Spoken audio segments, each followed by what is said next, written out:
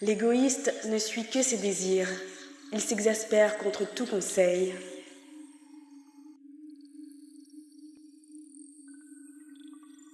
Le sot ne se complaît pas dans la raison, mais bien à faire étalage de son opinion.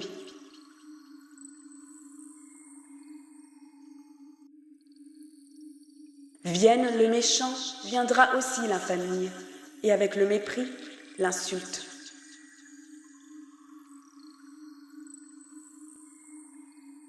Les paroles humaines sont des eaux profondes, un torrent débordant, une source de sagesse.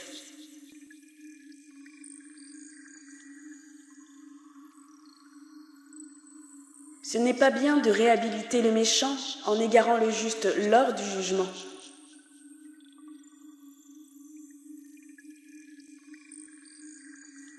Les lèvres du sot provoquent la querelle, sa bouche appelle les coups.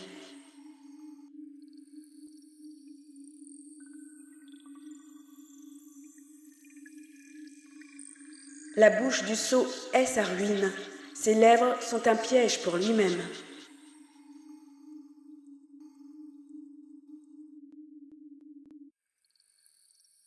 Les paroles du calomniateur sont comme des friandises, elles coulent jusqu'au tréfonds des entrailles.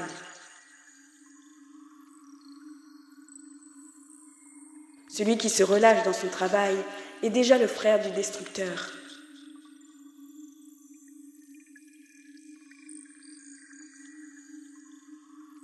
Le nom du Seigneur est un puissant bastion. Le juste y accourt et s'y trouve en sécurité.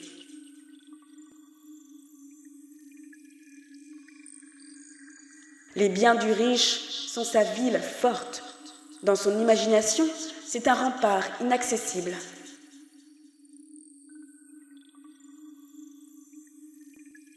Avant la ruine, l'esprit humain est plein d'orgueil, mais avant la gloire, il y a l'humilité.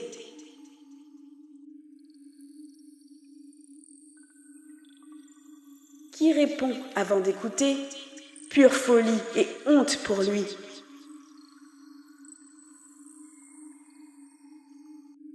Le moral de l'homme surmonte la maladie, mais si ce moral est brisé, qui le relèvera?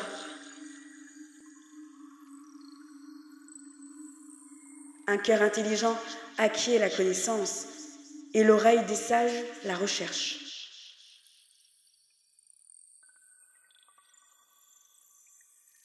Le cadeau d'un homme le met à l'aise et l'introduit auprès des grands.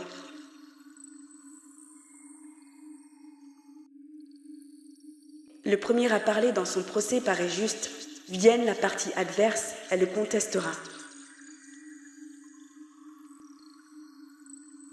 Les dés jetés font cesser les querelles. Ils tranchent entre les puissants.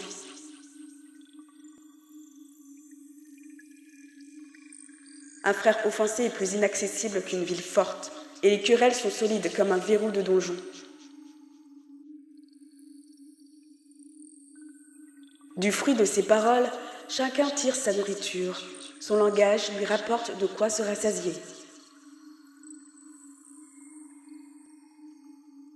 La mort et la vie dépendent du langage, qu'il affectionne pour à manger de son fruit.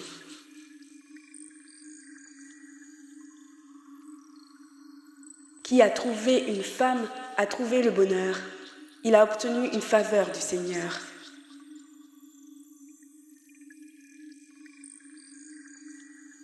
L'indigent parle en suppliant, le riche répond avec dureté. Qui a beaucoup de camarades en sera écartelé, mais tel ami est plus attaché qu'un frère.